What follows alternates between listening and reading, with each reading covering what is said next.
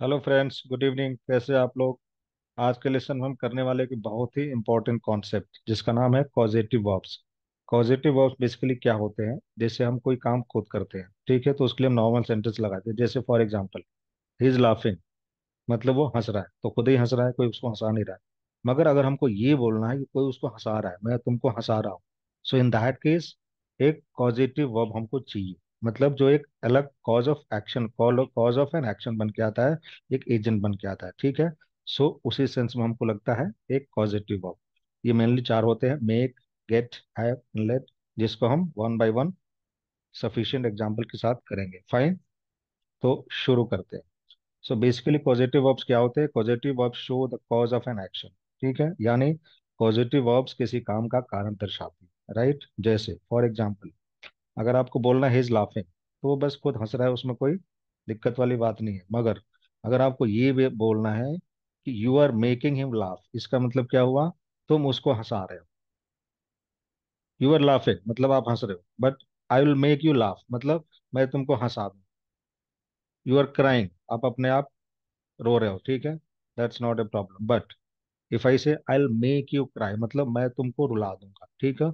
तो ये जो एक एक्स्ट्रा एजेंट बन के आता है काम करवाने के लिए, उसी को हम बोलते हैं पॉजिटिव वर्ब्स, ठीक है। राइट, सो अभी हम वन बाय वन करेंगे। First one is make. Make का जो बेसिक सेंस होता है, से करवाना, यानी to force somebody do something, to ask somebody do something, right. इसका स्ट्रक्चर क्या होता है? सब्जेक्ट।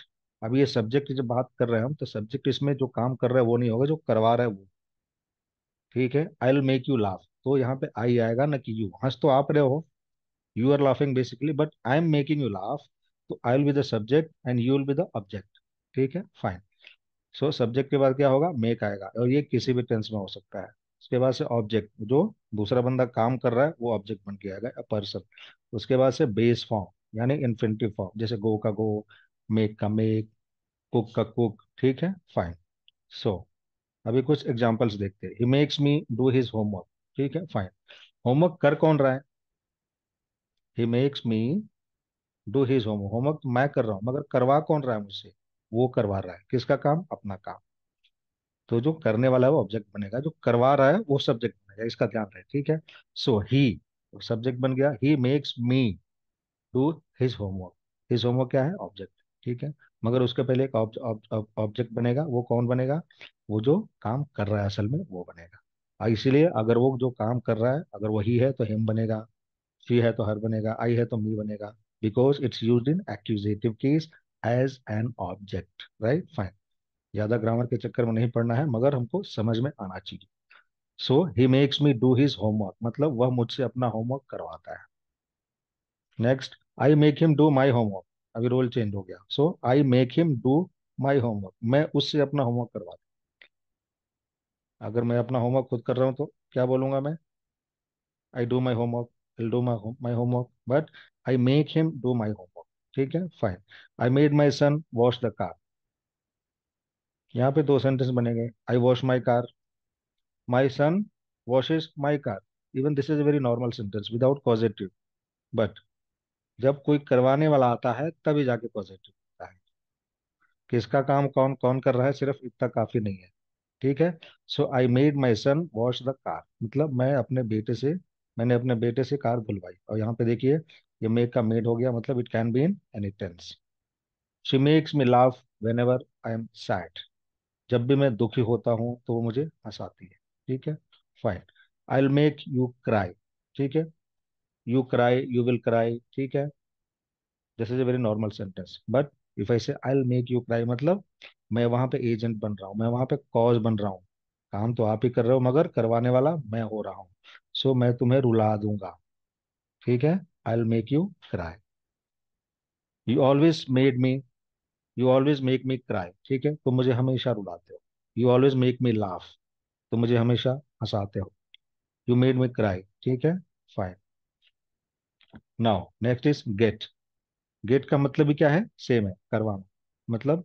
लेकिन इसमें थोड़ा सा एक तरीके से जस्ट एजेंट है, यहाँ पे कोई फोर्स नहीं होता, एक फाइन डिफरेंस होता है, फाइन। स्ट्रक्चर इसका भी सेम होता है, सब्जेक्ट जो काम करवा रहा है वो पहले आएगा, उसके बाद से गेट आएगा किसी भी टेंस में, और जो काम कर रहा है वो ऑब्जेक्ट बन के आएगा। उसके बाद से अगर एक्चुअल काम का कोई ऑब्जेक्ट है तो वो आएगा, उसके पहले आएगा base form of the verb. ठीक है, जैसे ही got his teacher to change his grade, मतलब उसने अपने टीचर से अपना ग्रेड चेंज करवा लिया। ग्रेड करवाया किसने? ही, तो वो सब्जेक्ट बनेगा। किया किसने? हिज टीचर, तो वो ऑब्जेक्ट बनेगा। उसके पहले आएगा गेट का form and then the verb, उसके बाद से जो उसका ऑब्जेक्ट है। ठीक है, fine. I get an architect to change the plan. I will get an architect to change the plan, मतलब मैं आर्किटेक्ट से अपना प्लान चेंज करवाऊंगा। हिंदी में हम ऐसे बोलते हैं। ठीक है, fine. Please get it done by today evening. ठीक है, ये जो गेट वाली चीज है ये अक्सर पैसिव वॉइस में भी आती है, इसका भी ध्यान रखें। So this is in passive. Please get it done by today evening मतलब please do it by today evening and please get it done by today evening, इसमें फर्क इतना है। Please do it by today evening मतलब आप ये काम खुद कर देना। ठीक है, मगर gate it done by gate it done by today evening मतलब ये काम आप करवा देना, और यहाँ पे करने वाला कोई और है। और यहाँ पे एक और बात है कि करने वाला जो एजेंट है वो मेंशन नहीं है। So even that is possible. Why? Because it's in passive. Passive में है तो एजेंट मेंशन करना हमेशा जरूरी नहीं होता, क्योंकि काम जरूरी होता है, करने वाला नहीं। ठीक है, fine. I gate it done by today evening, right. मैं शाम तक ये काम करवा लूंगा। अगर मैं शाम तक ये काम कर दूंगा तो कैसे बोलेंगे? I will do it by today evening, right. Now let. Let का जो बेसिक सेंस होता है एज ए पॉजिटिव वर्ब, इसका मतलब होता है जैसे बोलते हैं ना, let it go, let it be, जाने दो, छोड़ दो, जाने भी दो। ठीक है, मतलब करने देना, किसी को अलाउ करना, किसी को इजाजत देना, छोड़ देना। ठीक है, इसका भी स्ट्रक्चर क्या होता है? सब्जेक्ट आएगा जो अलाउ कर रहा है, जो परमिशन दे रहा है। देन लेट, ये भी किसी भी टेंस में हो सकता है। देन ऑब्जेक्ट, यानी जो पर्सन, जो काम, बंदा काम कर रहा है। उसके बाद से अगर कोई ऑब्जेक्ट है तो ऑफ कोर्स वो भी आएगा, राइट। जैसे for example, I let him drive my car. ठीक है, he drives my car, it's a very normal sentence without any causative। he drives my car, I drive my car, I drive his car, कोई causative है इसमें? नहीं है। मगर जब आप किसी को कोई काम करने को अलाउ करने कर रहे हैं तब जाके पॉजिटिव आता है। ठीक है, fine. So I let him drive my car मतलब मैं उसे अपनी कार चलाने देता हूँ। अब इस सेंटेंस का दूसरा मतलब ये भी होगा, मैंने उसे अपनी कार चलाने दी। वाई? ऐसा क्यों हो रहा है? बिकॉज ये जो लेट है इसका पास्ट टेंस भी सेम होता है। ठीक है, फाइन। सो लेट मी गो मतलब मुझे जाने दो, मतलब मुझे जाने के लिए अलाउ करो, मुझे परमिशन दो, मुझे छोड़ दो। That is the sense. ठीक है, so let me go, let's go. अभी देखिए ये थोड़ा सा अजीब सेंटेंस है, मगर इंग्लिश में ऐसे ही होगा। लेट्स गो मतलब, अभी इसका मतलब थोड़ी ही कि हम सब लोग मिलके अपने आप को, खुद को अलाउ करे जाने के लिए, मगर इंग्लिश में ऐसा ही बोलते हैं। लेट्स गो मतलब क्या है? हिंदी में कैसे बोलेंगे हम? चलो चलते हैं, चलें। ठीक है, फाइन। लेट हिम इन मतलब उसे अंदर आने दो। अभी इसको हम अगर पूरा कंप्लीटली देखा जाए तो it should be like something like let him come inside, मगर कोई जरूरी नहीं है, ऐसा भी चलता है। This is also valid sentence in English. The jailer let the prisoner escape the prison. ठीक है, एस्केप किसने किया? प्रिजनर ने। कैदी भागा जेल तोड़ के, मगर उसको अलाउ किसने किया? जेलर ने। तो वो बनेगा सब्जेक्ट, यानी जो काम करवा रहा है वो सब्जेक्ट बनेगा अगेन। सो जेलर ने कैदी को जेल से भागने दिया, उसको जाने दिया, right. That is the sense of positive. I will not let you go. ठीक है, you will go normal sentence, but I will let you go मैं तुम्हें जाने दूंगा positive. I will not let you go negative भी हो सकता है, क्वेश्चन भी हो सकता है, कुछ भी हो सकता है, fine. So I will not let you go मतलब मैं तुम्हें जाने नहीं दूंगा, राइट। स्ट्रक्चर का हमेशा ध्यान रखिए। Let me introduce you to him. ठीक है, मतलब मैं आपका परिचय उससे करवाऊंगा। Let me explain it to you. ठीक है, ऐसे ही बोलते हैं ना, okay just wait let me explain it to you मतलब आइए मैं आपको इसे एक्सप्लेन करता हूँ। हम हिंदी में ऐसे बोलेंगे घुमा के। ठीक है, fine. Do not let the baby go outside. ठीक है, क्या करना है यहाँ पे? बच्चे को बाहर नहीं जाने देना है। So do not let the baby go outside, because this is imperative sentence, order है, इसलिए पहले आ गया डू वाली चीज। फाइन। सो बच्चे को बाहर मत जाने, वह कभी दूसरे को बोलने नहीं देता। अब इसको हम थोड़ा दूसरे स्टाइल से करते हैं। ठीक है, ताकि हमारा एक्सरसाइज भी हो जाए। फाइन, हो सकता है 2-4 मिनट। लंबा हो जाए video, so doesn't matter, right. वह कभी दूसरों को बोलने नहीं देता, फाइन, हम हिंदी में सोच रहे हैं, ठीक है। और इसको अभी इंग्लिश में करेंगे तो कैसे होगा, जस्टिन, वह कभी दूसरों को बोलने नहीं देता, ठीक है। कौन बोलने नहीं देता, ही, तो वो आएगा सब्जेक्ट बन के। और नेगेटिव है तो क्या आएगा, डज नॉट भी आएगा, ठीक है। सो ही डजेंट लेट, अभी कौन बोल रहा है, नहीं बोल रहा है, दूसरों को, दूसरों का मतलब क्या हो जाएगा, others, he doesn't let others speak, simple, हो गया, राइट, फाइन। दूसरा सेंटेंस, आपको पहले बच्चों को खाने देना चाहिए। सपोज आप किसी पार्टी में गए, किसी शादी में गए, बच्चों की भीड़ है, somebody says to you, somebody tells you, आपको पहले बच्चों को खाने देना चाहिए, ठीक है। तो खाने कौन दे रहा है वो सब्जेक्ट बने, जो खा रहा है वो सब्जेक्ट नहीं बनेगा, राइट, इसका ध्यान रहे। सो ये कौन है, यू, आपको पहले बच्चों को खाने देना चाहिए, मतलब अब चाहिए वाली बात आ गई है तो हम शुड भी लगा देंगे, उसके बाद से लेट लगाएंगे। सो यू शुड लेट, अभी ऑब्जेक्ट बन के आएगा, जो खा रहे हैं, जो काम कर रहे हो, ऑब्जेक्ट बनेगा यहाँ पे, ठीक है। यही तो है positive. So you should let children, क्या, पहले खाने देना चाहिए, मतलब ईट फर्स्ट, हो गया simple. You should let children eat first, इस तरीके से भी हमको देखना है, बिकॉज कभी कभी हमारी चीज दिमाग में बात हिंदी में आती है, उसको इंग्लिश करके बोलना होता है। कभी कभी we are able to directly think in English language, right, fine. अगर वो पढ़ना चाहती है तो उसे पढ़ने दो, अगर आपको ये सेंटेंस बोलना है, क्योंकि अगर मातृभाषा आपकी हिंदी है तो बातें हिंदी में ही आएंगी, उसका कोई तोड़ नहीं है, ठीक है। ये बहुत आसान है कहना, okay guys start thinking in English, मगर वही तो नहीं होता साहब, वही तो मुश्किल है, ठीक है। सो ये भी कोई गलत तरीका नहीं है, फाइन, राइट। तो अगर वो पढ़ना चाहती है तो उसे पढ़ने दो, फाइन। अभी इसको हम दो टुकड़ों में करेंगे, वो उसे उसे पढ़ने दो, ठीक है, फाइन। So let her